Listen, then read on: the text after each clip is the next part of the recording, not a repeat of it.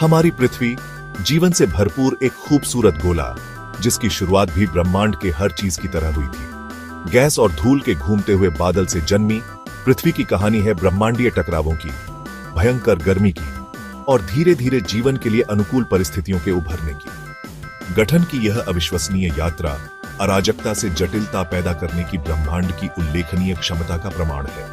एक ऐसे समय की कल्पना करो जब ग्रह नहीं थे, जब हमारा सौर मंडल गैस और धूल का एक विशाल बादल था, एक विशाल तारे के विस्फोट के अवशेष। यह बादल, जिसे सौर निहारिका के रूप में जाना जाता है, हमारे सूर्य और उसकी परिक्रमा करने वाले सभी ग्रहों का जन्म स्थान था, जिसमें हमारी अपनी पृथ्वी भी शामिल है। धूल के बादल से लेकर उस जीवंत ग्रह तक की यात्रा, जिसे हम घर कहते हैं, अरबों वर्षों तक फैली एक मनोरम कहानी है। ब्रह्मांड के विशाल विस्तार में पृथ्वी ब्रह्मांडीय शक्तियों के नाजुक संतुलन के प्रमाण के रूप में खड़ी है, जिसने जीवन को पनपने दिया। लगभग 4.6 अरब साल पहले गैस और धूल का एक विशाल बादल, जिसे सौर निहारिका के रूप में जाना जाता है, अंतरिक्ष के उस क्षेत्र को भर दिया जहां हमारा सूर्य अब रहता है। यह निहारिका सितारों की पिछली पीढ़ी का अवशेष मुख्य रूप से हाइड्रोजन और हीलियम से बना था, जो ब्रह्मांड में सबसे हल्के और सबसे प्रचुर मात्रा में पाए जाने वाले तत्व हैं। इस घूमते हुए बादल के भीतर हमारे सौर मंडल के बीज बोए गए थे। गुरुत्वाकर्षण ने इस विशाल बादल के भाग्य को आकार देने में महत्वपूर्ण भूमिका निभाई। जैसे ही बादल घूमता रहा, वह अपने ही गुरुत्वाकर्षण बल के तहत अपने आप ढहने लगा। निहारिका का केंद्र, जहां घनत्व सबसे अधिक था, अविश्वसनीय रूप से गर्म और सघन हो गया। यह क्षेत्र, जो हमारा सूर्य बनने के लिए नियत था, ने तापमान और दबाव में भारी वृद्धि का अनुभव किया। जैसे जैसे ढहने वाले निहारिका का क्रोड़ गर्म होता रहा, परमाणु संलयन प्रज्वलित हुआ, जो हमारे सूर्य के जन्म का प्रतीक था। सूर्य के जन्म का आसपास के सौर निहारिका पर गहरा प्रभाव पड़ा, जिससे सूर्य के चारों ओर पदार्थ की एक चपट्टी डिस्क का निर्माण हुआ, जिसे ग्रह निर्माण डिस्क के रूप में जाना जाता है। घूमते हुए ग्रह निर्माण डिस्क के भीतर एक उल्लेखनीय प्रक्रिया सामने आने लगी। युवा सूर्य को घेरने वाली धूल और गैस से ग्रहों का निर्माण।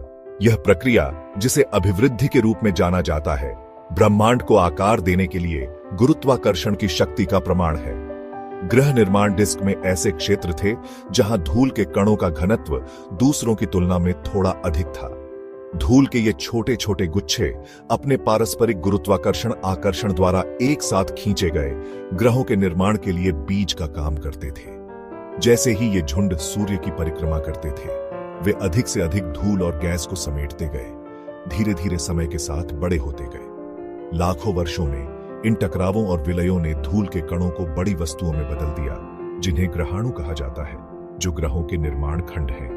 प्रारंभिक सौर मंडल एक अराजक और हिंसक जगह थी, जिसमें सभी आकार के ग्रहाणु एक दूसरे से टकराते थे। टकराव और अभिवृद्धि की इस अराजक प्रक्रिया के माध्यम से बड़ी संख्या में बड़ी स्थिर वस्तुएं उभरने लगी। हमारे सौर मंडल के ग्रह। भाग 4। सौर मंडल में एक स्थान, पृथ्वी की कक्षा। जैसे जैसे पृथ्वी ग्रहाणुओं की अभिवृद्धि के माध्यम से बढ़ती रही, इसने सूर्य के चारों ओर अपना रास्ता बनाना शुरू कर दिया।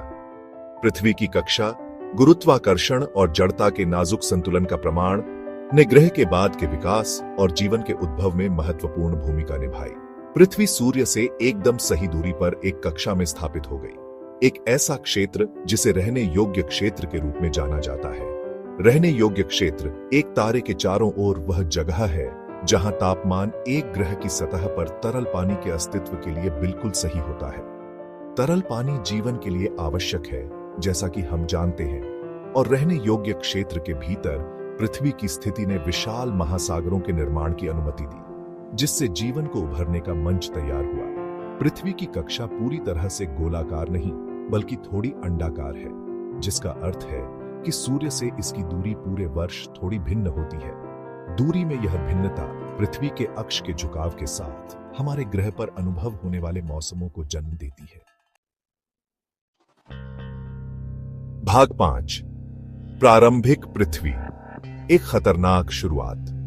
प्रारंभिक पृथ्वी उस मेहमाननवाज ग्रह से कोसों दूर थी जिसे हम आज जानते हैं। एक शत्रुतापूर्ण और क्षमाशील जगह थी।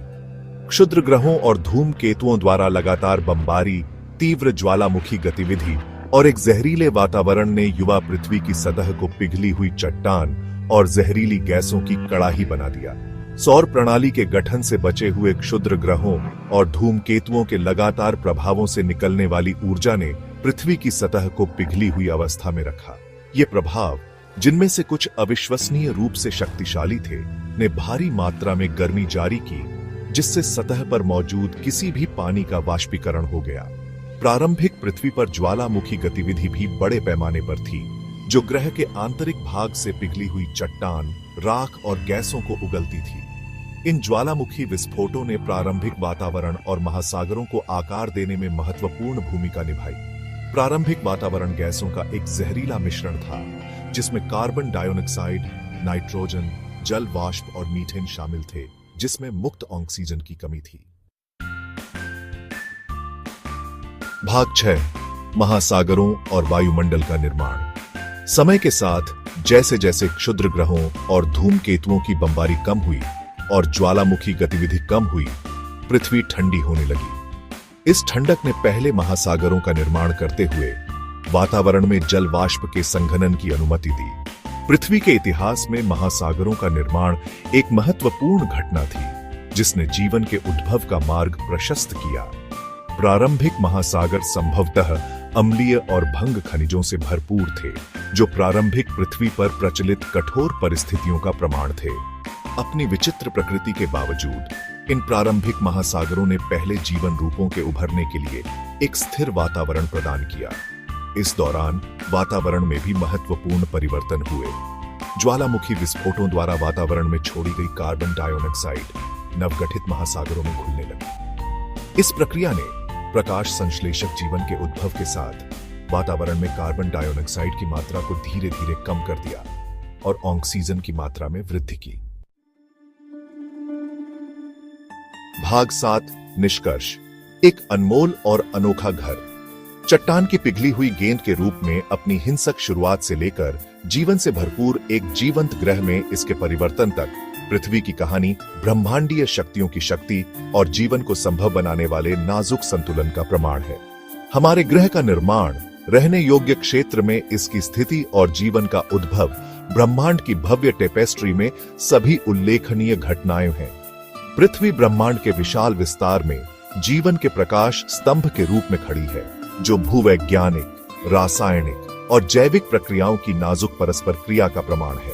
अपने ग्रह की उत्पत्ति को समझने से हम जीवन की दुर्लभता और नाजुकता और अपने कीमती घर की रक्षा के महत्व की सराहना कर सकते हैं। पृथ्वी की कहानी एक अनुस्मारक है कि हम सभी जुड़े हुए हैं, न केवल एक दूसरे से, बल्कि स्वयं ब्रह्मांड से भी।